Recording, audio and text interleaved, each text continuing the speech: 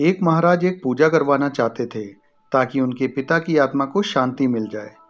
महाराज वो पूजा बुद्ध के हाथों से करवाना चाहते थे, क्योंकि बुद्ध के हाथों से यदि विधि होगी तो पूजा सफल और प्रजा के सभी लोग धन्य हो जाएंगे। महाराज बुद्ध को बुलवाते हैं और उनसे विनती करते हैं कि आप पंडित के द्वारा बताई गई हुई पूजा को करें। बुद्ध पूछते हैं, महाराज आप पूजा क्यों करवाना चाहते हैं? महाराज बोलते हैं, पिछले कई दिनों से मेरे स्वप्न में मेरे पिताजी आ रहे हैं। मैंने ब्राह्मणों से भी इसका अर्थ पूछा तो उनका कहना था कि तुम्हारे पिताश्री को शांति नहीं मिली है, उनके लिए पूजा पाठ करवानी होगी, यज्ञ संपन्न कराना होगा।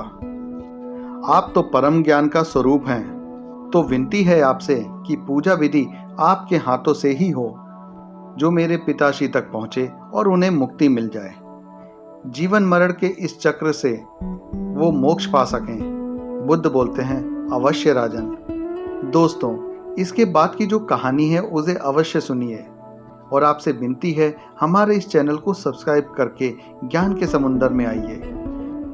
बुद्ध बोलते हैं, आप मिट्टी के 2 घड़े मंगवाइए, एक में घी भरवाइए और एक घड़े में कंकड़ पत्थर भरवाइए और उन दोनों घड़ों के मुंह कपड़े से बंधवा दीजिए और उन्हें लेकर नदी के तट पर आ जाइए।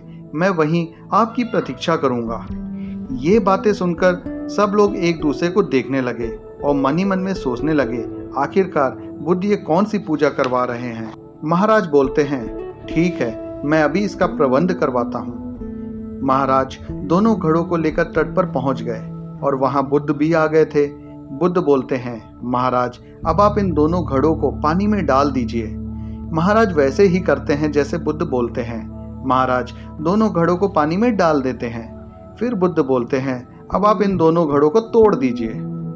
सब फिर से चौंक से जाते हैं, आखिरकार बुद्ध करवाना क्या चाहते हैं। महाराज उन दोनों घड़ों को तोड़ भी देते हैं। बुद्ध बोलते हैं, महाराज अब आप ध्यान से देखिए, घी ऊपर पानी में तैरने लगा है। अब आप बताइए, मेरे या किसी और की पूजा करने से क्या ये घी नीचे बैठ सकता है? महाराज बोलते हैं, असंभव, ये तो घी का स्वभाव ही नहीं है कि वो पानी में नीचे बैठ जाए। बुद्ध बोलते हैं, सत्य कहा आपने।